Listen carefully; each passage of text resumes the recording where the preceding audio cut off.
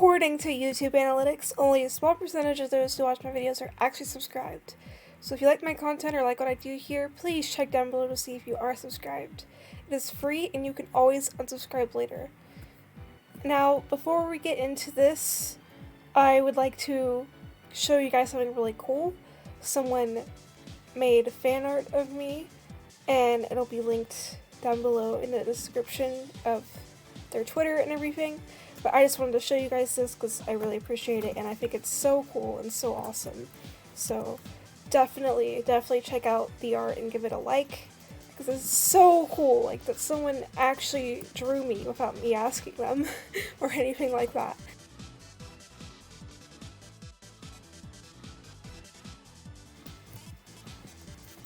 Now before we get into this, I need to clarify a few things.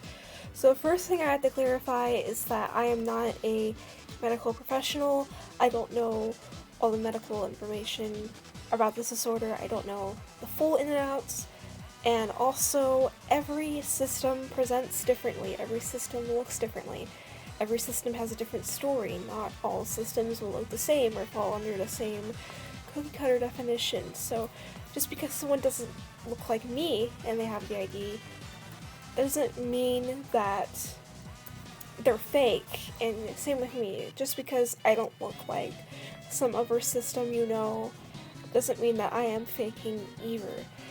Every person with DID has a completely different story, and it can manifest in many different ways, and no two systems just look identical. And that is important to remember, and I don't want to see any of you guys fake claiming others for having a much different story than me. Now, let's get into my story a bit then, I guess. So, I guess we should get into how I discovered that I have this. And it can essentially be boiled down to a few things. Now, first of all, I always had signs in my childhood, even when I was super young. I'm talking 3-4 years old, I was having signs. That was probably when I first developed it, because according to the structural theory of dissociation, what basically happens is a child's brain fails to integrate before the ages of 7 to 9 years old. And some sources say 7, some sources say 9. It's kind of up in debate between those two, but it's definitely between 7 and 9 years old, basically. And because if the brain fails to integrate, DID or OSDD forms where the child's personalities don't integrate, and they form alternate states of consciousness or alternate states of identity, aka alters. But it can essentially happen at any time before that, I'm pretty sure. Or at least the first time a child splits has to be before 7 to 9. But I don't want to confuse you. Oh, my drugs. Do I have any more drugs? Sorry. Okay. So what I was going to say was, it has to be before that, but at any time from there, you can be 13 years old and you can develop a new alter. It's just the first. Oh, I have to sell some items. Everything's going wrong. But the first time that you go through any kind of, that fragmentation, that inability to integrate or process the trauma you're going through, that first time, it just has to be before the ages of 7 to 9 years old, and then afterwards, you can be in your 30s and you can still develop a new alter. It's just that the first few times, not necessarily the first few times, just the first time, it just has to be before 7 to 9. And I don't know exactly when, but I at least shown signs that I was different from other kids because my alter, Debbie, would come out and in front, and Debbie would go by her own name, and she talked in a different voice than me. She had a much raspier voice, I'd say, or that's what others would describe her as, and me, I had no memory that I did this, where at the time, I did remember what I would do, like, for pretend, and I wouldn't say I remember now, but I know then I knew, like, what kind of playing that I would do, or, like, what my imaginary friends were, what my imaginary names were, and Debbie was not one of them, and it didn't make any sense to me, and I had no memory of playing around as Debbie, essentially, and apparently I did this a lot. I did this all the time. Or I guess Debbie did. I don't know. I don't know exactly how to describe it, because I'm kind of describing it in, like, if I was a singlet type of sense, that I is we. If that makes any sense. But and then Debbie was much more, I don't know if aggressive is the right word, but Debbie would actually step up against any kind of trauma I was going through, or if I felt threatened, and Debbie apparently scared my siblings. Debbie just was different than me, acted totally different, and she is a protector, a physical protector, and a physical protector basically, steps in when, I may need physical protection. She essentially would fight for me in self-defense. Now, she's not aggressive, she doesn't just go and fight you, but if she feels threatened, she will, essentially. And that's not a bad thing. It's basically, if I need to stop an attack or attack back for anything, that's essentially what Debbie does as her job or role. That's not all that she is, but that's essentially what her job is in our system. So, she was appearing a lot, or apparently, lockdown. Okay, I'm just gonna go to my cell.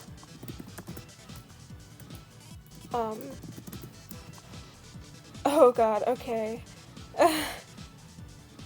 That's not good.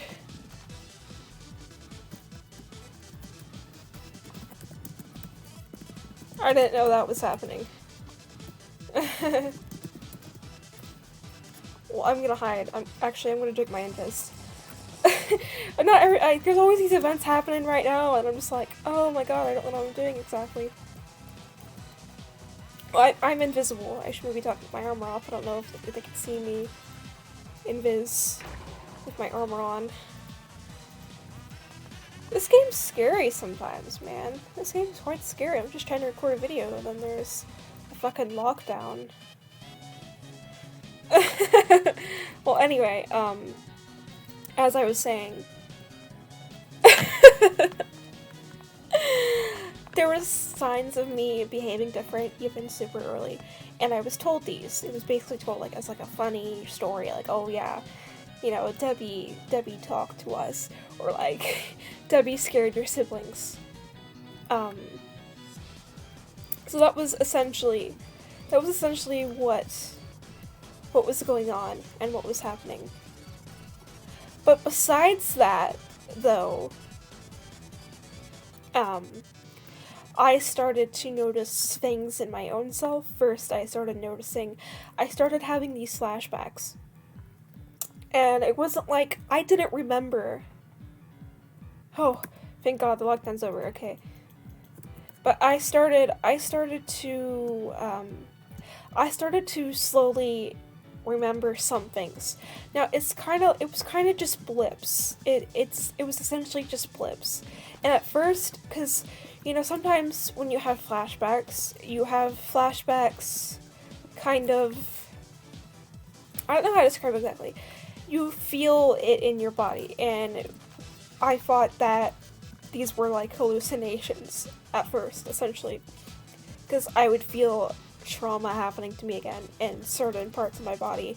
I'm not going to specify what, and I'm not going to tell you what trauma I've been through. Just know that to have the idea it's repeated trauma, and I think severe, but at the very least repeated. severe depends on what the child's brain can handle, etc. So severe to me could be not severe to you, but essentially I was feeling trauma that happened to me in flashbacks, and I didn't remember any of this trauma. I didn't know I went through any of this kind of trauma. I did know I had some trauma, but I didn't remember this, and that was the scariest time for me, I'd say. And it started coming back. I don't know why it started coming back. Actually, I might know why now that I think about it, but I still don't really understand why it started to come back the way it did. And it wasn't like I was remembering it all of a sudden. It was like I was getting a blip in the moment, and it was scary. It was horrifying in some ways, and I didn't really know how to cope with it or how to deal with it, and it was a really stressful period of time. And sometimes I would get cognitive memory, or I guess memory that you actually remember, but it'd be like little snippets. It'd be like a TV film. You get one scene or like one little frame from it, but it's still horrifying because it just keeps playing like over and over, and you just start seeing these horrible things happening to you or something, and it is horrifying, and I felt horrified. And also in middle school, I was hearing these internal voices. Now, they weren't external voices. They were voices that were like inner voices, but they weren't my inner voice. They had their own type of sound, and they weren't my thoughts. They weren't my thinking. And so I thought I was hallucinating again, and I thought I had psychosis, and then it made sense from the information I had to come to that conclusion, but that's kind of the confusion between, oh, Dreamskin. Hi, Dreamskin. But that was basically the confusion between,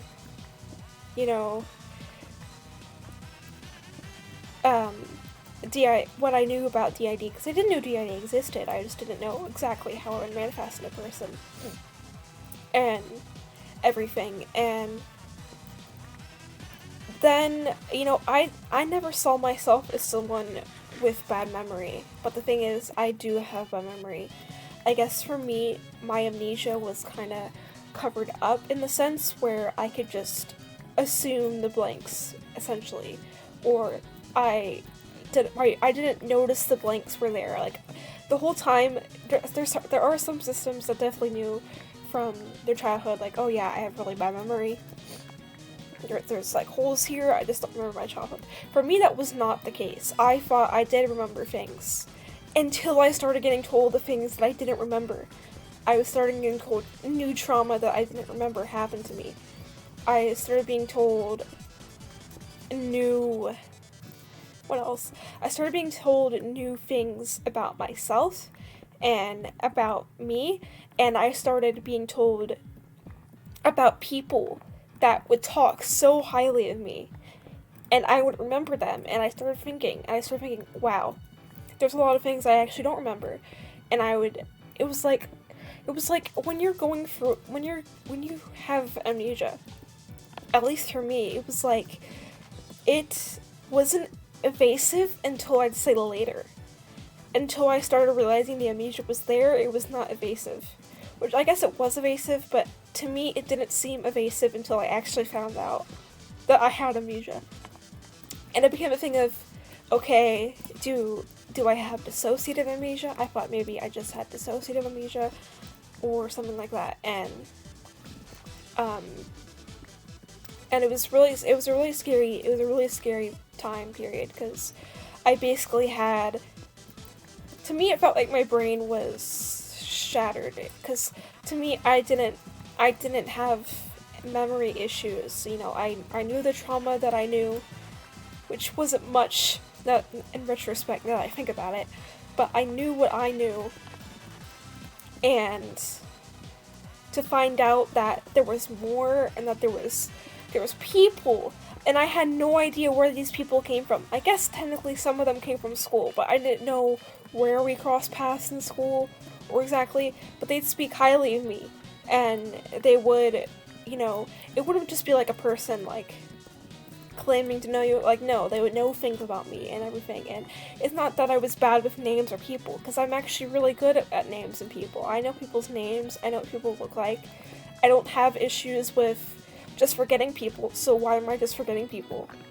It was essentially that. Like, it's not like I was a person that struggled with names or faces or actually remembering people. Like, no, it was a new thing completely to me.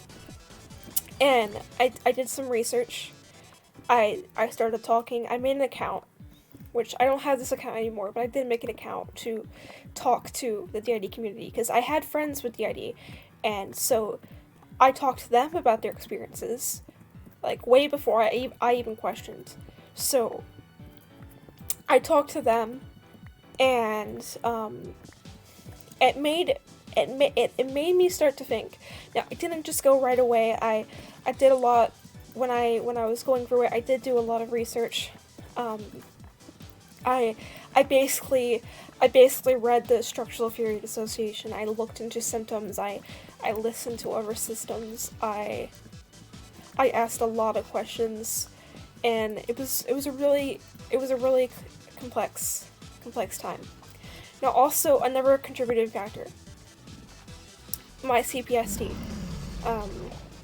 I knew I had PTSD before I had DID, but I didn't really. I went to a professional. I have a trauma therapist, or at least I did. I don't really see them anymore because of COVID, but I started seeing a trauma therapist, and we did have a little bit of trauma therapy, and I think that also opened up some gates, because after therapy I started noticing how much I actually dissociate. And so essentially, like, one time I was at a diner, right, with my mom after therapy, and at this diner I felt like I was losing the room, and the room just became colors. It was just pure colors. And no, I have to sell my items again. It's essentially just pure colors, and that might not make any sense to you, but it was like I was losing the room, and I kind of felt like my vision was like if I had like a cloth bag over my eyes, and I was just eating, and I was like, I think I was in the middle of eating. I think I had my fork open and everything, and I just started dissociating after my therapy appointment, and it felt like I was completely leaving the room. And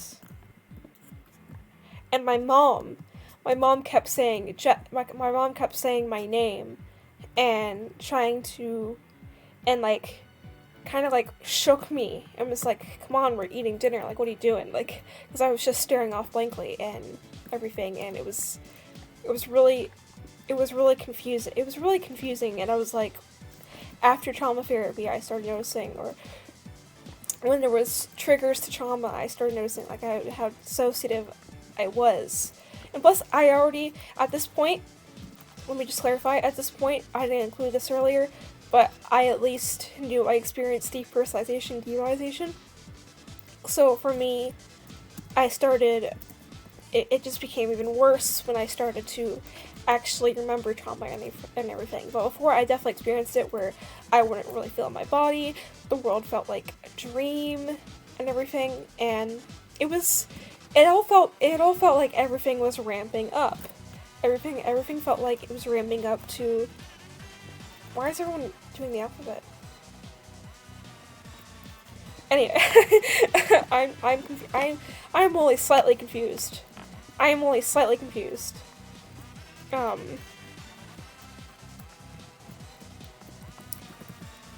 Welcome, Wako Sui. Definitely need that 250. That'll definitely help a lot. Well, anyway, my thought process became, what am I dealing with? Why is this happening? And I did a lot of research, and like I said, I had trauma therapy, and the conclusion came. At first, I wasn't sure, but I knew I was a system. I just didn't know what yet. I first thought, because I didn't know my alters at this time. I didn't know them. So I thought maybe, okay, I might have OSDD1A. And OSDD1A is a type of OSDD where you have alters, or I guess you have the amnesia that someone with DID would, but your parts or alters are not fully developed like a DID system would. And I thought that made sense to me because I didn't have really much contact with any of my alters at that point of time. So the first thought process was that I had OSDD1A. But with actually learning my alters and learning how complex they were, I know now that I have DID and not OSDD1A. But at first, when I didn't know them, it just seemed like I just had the amnesia, the dissociation, and it just seemed to me it could be OSDD1A over DID. Which I was decided with that conclusion, and even if that still is the conclusion, which I'm not really sure, I could still be wrong, but that was the conclusion to me. That DID made more sense with getting to know my alters. We started journaling. At first, no one wanted to journal back, and then eventually the alters that eventually did start journaling back, and we realized who we all were. Because at first, it was confusing for some of them too, because to them it was just them. Some of them knew, or I guess, oh, my fucking pickaxe. I don't have a fucking pickaxe anymore.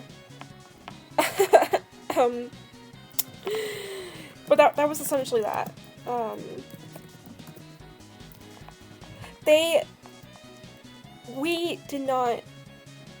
Not all of us didn't know. Some of us were kind of aware of the fact that we weren't, I guess me?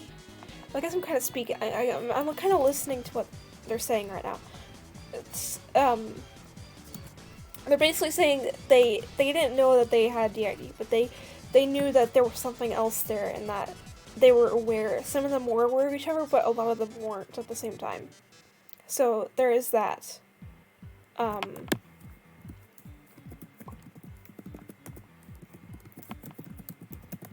think this is a command. Sorry, I keep getting just super distracted. This is not how things should be going right now. Well, anyway. What am I doing? What am I doing with my life? I don't know.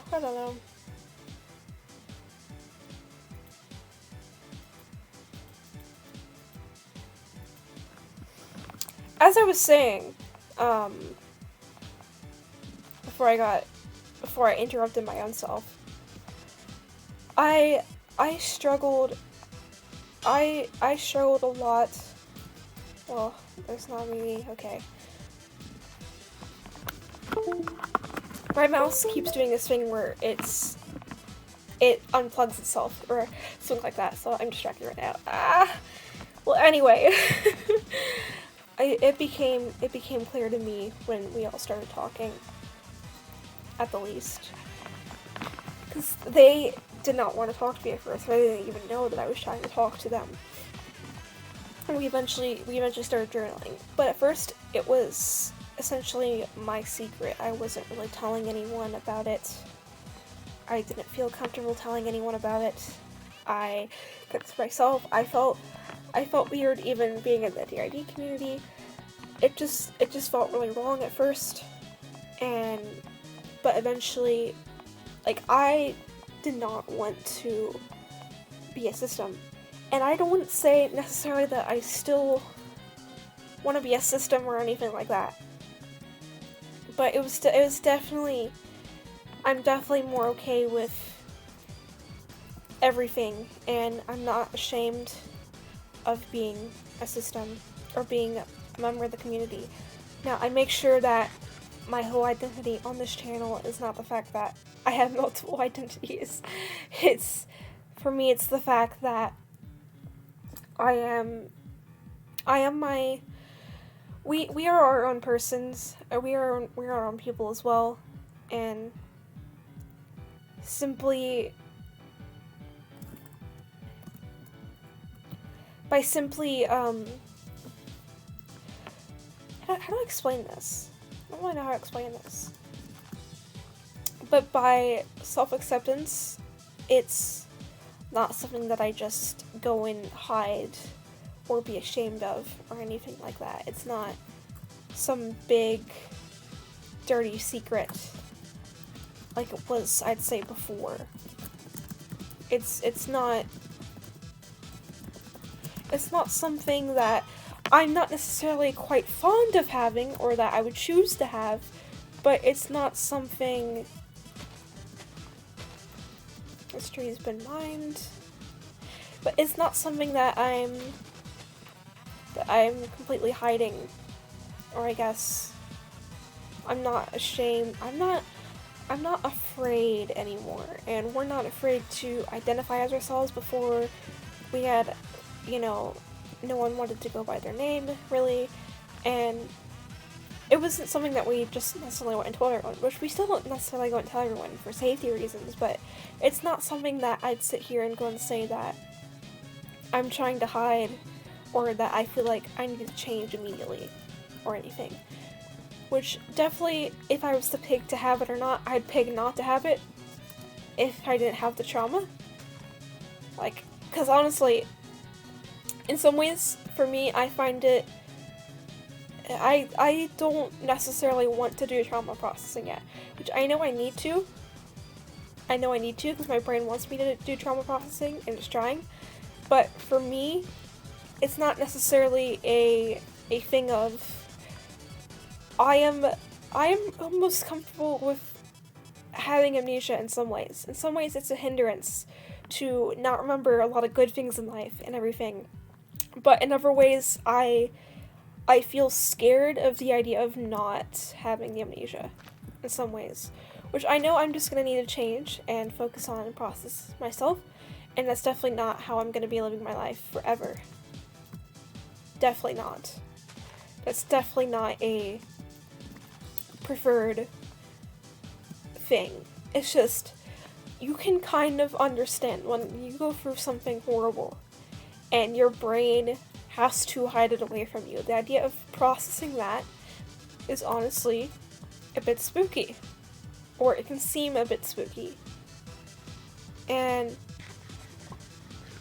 I know for a lot of people, the idea of actually going and processing trauma is such a scary experience, but I am actually trying. It's just, to me, or I guess to us, trauma processing is spooky, and it's a struggle and an uphill battle, at least for me. And I can completely understand why some systems want to keep that amnesia, but it's not healthy to have the amnesia. It's really not. So it's something to definitely work on remembering things, because there is things I want to remember. I want to remember meeting Dan and Phil. I want to remember going to the beach. I want to remember times I had that were, full of love or full of good things. I want to remember fun I had with friends, or things on places I've been on, trips like to amusement parks and things like that. But I don't want to remember the bad things that happened to me, honestly. That's not the appealing part of getting memories back to me. But I do want to get memories back, because it is a hindrance, even with making videos. As you all know, I make Dream SMP videos. That's primarily what I make. But to watch that, I have to rewatch so many fucking streams. Because I'll be watching and one of my ultras will switch out while I'm trying to watch the stream. And I'll have to go back and rewatch it because I'll have amnesia of what happened. And that's really frustrating to me, because I just want to, record the videos. And sometimes even if I'm out, I had to still go back and watch it a bunch of times, because I feel like my memory, I think I can feel memories being taken out from me. Like, it's kind of trippy in some ways. Like, I know sometimes as it's happening, like, I'm losing this memory. So it's just like, I just have to go back and watch anyway. Or the fact that I struggle with school. one of my alters will not, or like, I'll wake up and I'll maybe be in school, or, it's not necessarily waking up, it's just coming to the front, coming to, and just having this amnesia of what happened before. I know this happened, this is not my story, but it happened to my alter dream. And my alter dream was, I was fronting, I think it was me. I was fronting for school, and during lunch we switched. And Dream switched in and he wrote about this in his journal, but he was super confused. He was super confused about him being at school. In fact, he didn't even really know that we went to school. Like, that's how bad it was for him. He didn't know we went to school, and it was a really scary time to him that he just woke up and he was in a school building, and to him that was really spooky to him. And that doesn't happen as much to us. I mean, to me, because I know the places I am, but I'll still have that in a way where it's not like I wake up somewhere completely new, but it'll just be like, how did I actually get here exactly? Like, I know where I am, right? I'll be like, okay, I'm at my grandparents', or okay, I'm at the store, but what happened before? When did I actually get here? Why am I actually here? That's what's confusing to me, not so much the fact of this is a completely new place, because I often don't go to new places. It's places I'm already familiar with. But there is still this level of, okay, but why am I here? What am I doing here exactly? Like, what happened before? And is it safe? Is this a dangerous situation or not? And another frustration I guess I could have is I have a lot of, I guess you'd say, guilt. Because I don't remember a lot of trauma I've been through, but I have a little who does, and I feel really bad that, you know, I don't have the trauma. Which, not necessarily that I don't have the trauma, but that, like, my alters struggle so much with bad memories, and I get to kind of, essentially, I guess, go free. I don't deal with it. And I guess I do feel a little bit of guilt that, you know, for my trauma holders about the struggling they deal with, and everything, and how they feel about themselves. They feel really bad about themselves, and I just feel really, really bad for the fact that, I mean, I'm not saying I'm trauma-free. I don't think I'm trauma-free. But there's still a lot of things that, you know, so much, not necessarily worse, because, you know, but just the intensity of what they remember compared to what I do. I just feel really guilty about that. And it's something that, you know, I do feel really bad about. But I guess it's what our brain needed to survive. And I couldn't handle it. Just me. Which I'm talking like I am, because I am not the original. There is no original in DID. There's no main part. I am not the main part. But there's still this level of, I don't have trauma memory, I feel guilty for it, should have been me instead. You know, that I do feel like that. I don't know if any of our systems feel like that, but I certainly do feel like that as a host. I do feel a lot of guilt. And sometimes I feel their emotions. Like, for example, Kat is my little, Kat is kind of near the front right now, right? And I can tell that when she feels scared a lot. She feels scared a lot. And I can just feel her emotions. And they're not my emotions. Like, it's like, I start to feel a little bit of her fear or anything. I don't know the context behind it, but, you know, sometimes I can feel when she's scared or when she's remembering something, and I just feel really bad about that. And, you know, her memories, not necessarily that, like, when she's near the front, people around her feel her emotions, and it's kind of overwhelming in some senses, because it's like, it's not my emotions, but I'll just suddenly feel really scared, or I feel more childlike, or I feel more vulnerable and in danger, and it's like, there'll be no danger necessarily, but it's just, I start to feel her emotions from passive influence. Jesus Christ, the chat's fucked right now. Just ignore the chat. Okay, yeah, that's a bit triggering. Yeah, okay. Minecraft. I didn't expect Minecraft to be this way. I did not expect Minecraft to be this way. That is certainly triggering. Anyway, yeah. And it's just, there's a lot of things. I know that it's also hard to miss a lot of moments. There's a lot of moments that, you know, I would like that I miss.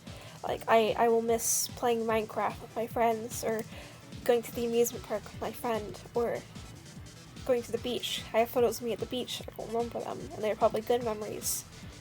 And there's just a lot.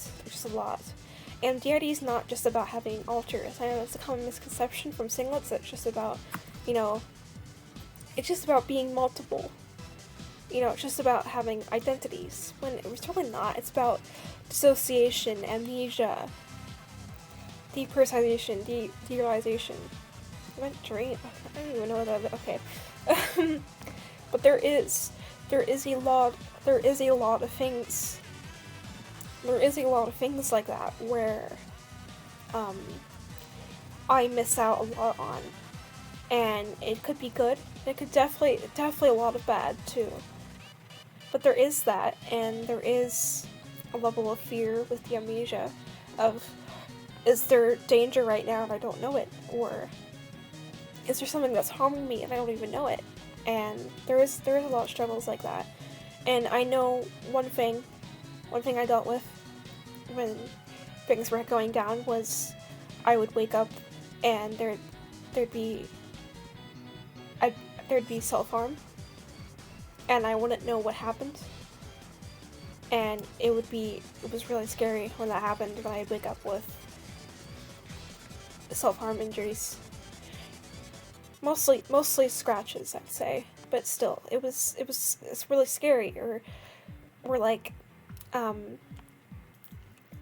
there would be, apparently, like, I would have suicide attempts that I didn't remember, and it was just really scary to not be in control of my body, but also it was really scary to come back into control of my body.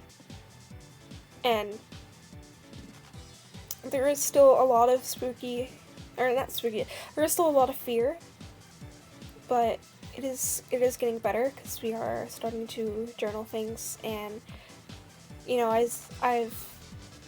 we keep track of a lot of things now, instead of before where there was no track of anything.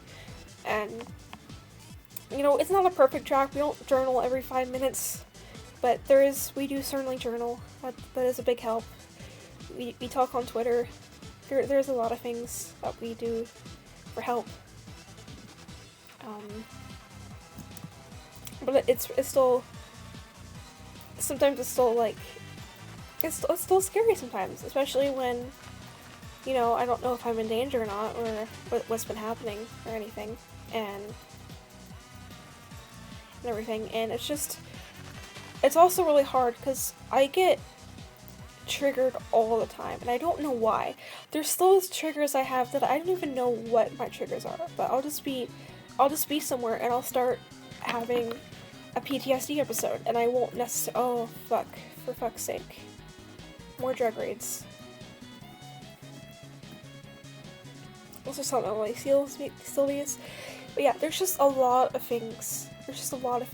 And, you know, like, I'll just randomly start having PTSD where I'll feel it in my body or whatever. And it's just it's really spooky. It's honestly terrifying to, where the hell, okay, I'm apparently somewhere, okay. But it's just really terrifying to me. And I don't necessarily know how to deal with it all the time. And a lot of times it'll get in the way of what I'm doing. Like, I'll be in class and I'll get triggered and I'll not pay attention to class, or I'll skip class because I'm having PTSD and I don't know why. I don't even know fully what I'm remembering. Or sometimes I'll have like emotional flashbacks where they're not cognitive flashbacks, but I'll start feeling all these emotions, and that's really scary. Or I'll start feeling it in my body, like I said before. That's what helped me discover it. Like, I would start feeling it in my body, and I won't remember it.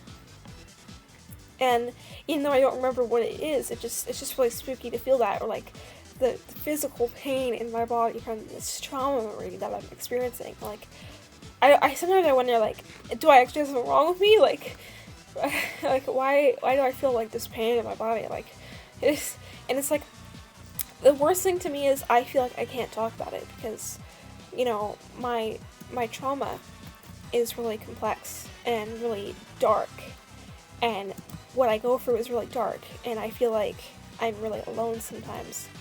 I feel like I can't talk to anyone about it because even if they have trauma too, it just feels way too dark or triggering or really bad to talk about, or they won't understand to the level of what happened to me and everything, which I'm not going to be talking about what happened to me.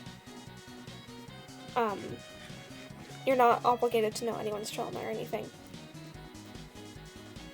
But there's still a lot of things where, you know, I do want to talk about them. And there are things that, you know, I feel like I can't talk about, or sometimes, you know, I'll think of something I want to talk about, and I just feel the words kind of like it's being pulled from me. Like, the words of everything, I just feel it being dragged away. Like, it's kind of weird. I'll like, even now, like, I'm starting to be like, like, I can just feel myself, like, almost shutting down in some ways. And feeling like I can't really speak anymore about it. Which it's really interesting because I've noticed it happening to me a lot. Like, even if I want to write about it, like, words will just, like, go like that. Like, in a snap. It'll just be gone. Which,